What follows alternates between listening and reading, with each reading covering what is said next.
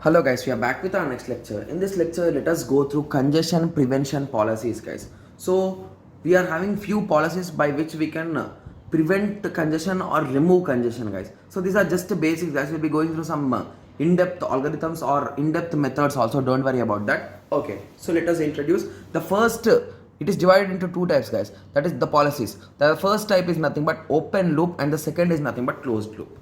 Okay, guys, these are just policies. So after that we'll be discussing some methods also to remove or to prevent and to remove also. Okay, so to prevent congestion before it happens, we are having 5 methods, guys. That is nothing but retransmission like resending, window policy based on windows size, acknowledgement policy, discard policy, and admission policy. Similarly, in closed loop we are having back pressure, sending whenever there's an issue, you will be sending a request saying that it is not possible, there's a congestion, informing the sender. Similarly, using choke packet, using implicit signaling, using explicit signaling. Okay, we'll be discussing about all these 9 methods in this lecture, guys. Okay, so first let us start. So basically, what is open loop? I told you open loop is nothing but to prevent congestion before it happens. So before it happens only, we are taking some measures or we are following some rules so that it will be avoided or prevented. Okay, so retransmission is the first thing. Retransmission, from the name itself you can say. So whenever there is a packet loss or whenever you think that there is a chance of packet loss, you'll be just resending it again. So whenever, assume that you send it again and receiver already received everything, you don't know that. So receiver got again. So if it gets the packets again, what it will do, guys? It will check, and if already they are existing, then it will just discard them, right? So hence there will be no issue for the receiver. Okay, so it is the policy in which a retransmission of packets are taken care if the sender feels that a sent packet is lost or corrupted, the packet need to be retransmitted. So he will be just retransmitting it silently. So if receiver already received it, it will discard it without any issue. If it didn't receive, it will be using it will be saving that packet. That's it. Okay, so the next method is window policy, guys. Okay, so the type of a window at the sender side may also affect the congestion. So it is better to use a select and repeat window should be adopted as it sends the specific packet than the lost packet. So I hope everyone watched our previous data communication lectures, right? Okay, so in that we discussed about selective window, guys, right? I hope everyone remembers that. If not, I'll be just giving you an example here. Okay, I think I didn't bring the example. Okay, so I'll be explaining you here itself. Okay, so basically in select repeat window, so assume that you are sending multiple packets, guys. 1, 2, 3, 4 you sent. So all are sent, but receiver received only 1 and 3. It didn't receive about 2. So it will be sending a negative acknowledgement stating that I didn't receive packet 2. Please send it to me.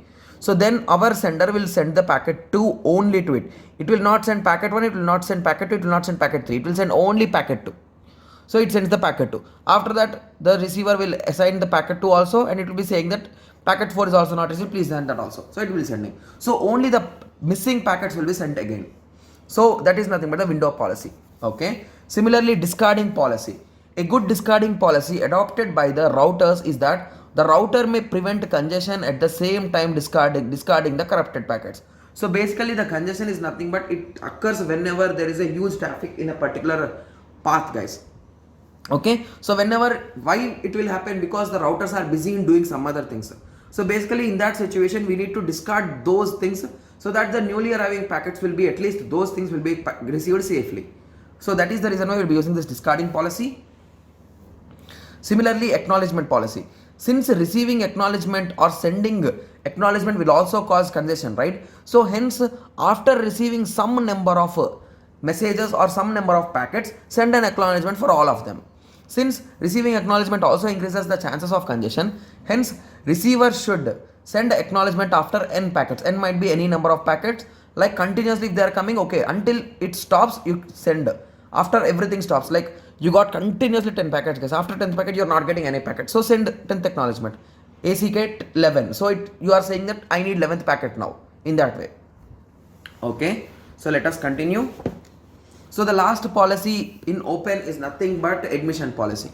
Any changes in the flow, if it may cause congestion, we should not do it. So if you are planning to remove a node, or if you are doing anything, if it is going to affect congestion, please avoid it, because congestion is one of the most dangerous thing, guys, because it's going to waste much more time than normal. Okay, so closed loop. Try to remove the congestion after it happens. Okay, so back pressure. So here we are having four methods, I think so. Yeah, we are having four methods. The first type is nothing but back pressure. So when congestion occurs at one node in a network, it sends info about the congestion to the opposite direction node. That is nothing but, if you take this example, it will be clear for you guys. So if congestion happened at third node, it will be sending the information in the backward direction. It will inform 2, hey 2, here there is a congestion, please stop sending the packets. So 2 will inform 1 will inform the source, then source will be stopping. So in this way, so here we are intimating the source to stop sending the packets, because we are having a huge congestion here. So in this way the back pressure works. Similarly, choke packet. So here once a congestion occurs, so here there is a direct connection, and he will be directly sending the choke packet to source. So choke packet is nothing but informing that there is a congestion. So here it is sent directly, guys. Okay. Similarly, implicit signaling. Source guesses there is an congestion in the network when it does not receive the acknowledgement. The source transmission slows down. So assume that you are the source and you are continuously sending packets, guys, but the receiver is not saying anything. So assume that you are sending your friend many messages, and assume that there is no ticks. Like now we are using 2 ticks to identify that your friend has been read the message, like that, right? So previously assume that they are not there. So you are sending the messages, but you are not getting any acknowledgement. Then you will wait for some time, right? So then you'll be slowing down your transmission, so that you'll be waiting for his acknowledgement. Okay, once he'll come, I'll be continuing, so that you will be waiting, like that. Similarly, explicit signaling. So explicit signaling is nothing but sending direct signal to the source to destination. That is nothing but forward or backward. So here the message will be going for both. Okay, so no extra packets is sent directly from the next. Okay, so I hope everyone got a small idea on the open and close congestion, guys. So in the next lecture we will be going through the techniques, guys. So there are totally 5 main techniques. So 3 are for congestion detection and 2 are for congestion avoidance. So warning bit, choke bit, and load shading. So we discussed about choke bit. We'll be discussing again in detail, guys, don't worry. And similarly, RED, that is nothing but random early discard, and traffic shaping, that is nothing but leaky bucket and token bucket. Okay, so we'll be discussing about these 5 different techniques from our next 5 lectures, guys. Okay, so in the next lecture we'll be continuing with warning bit, guys. So let us meet in the next lecture. Thank you, thanks for watching.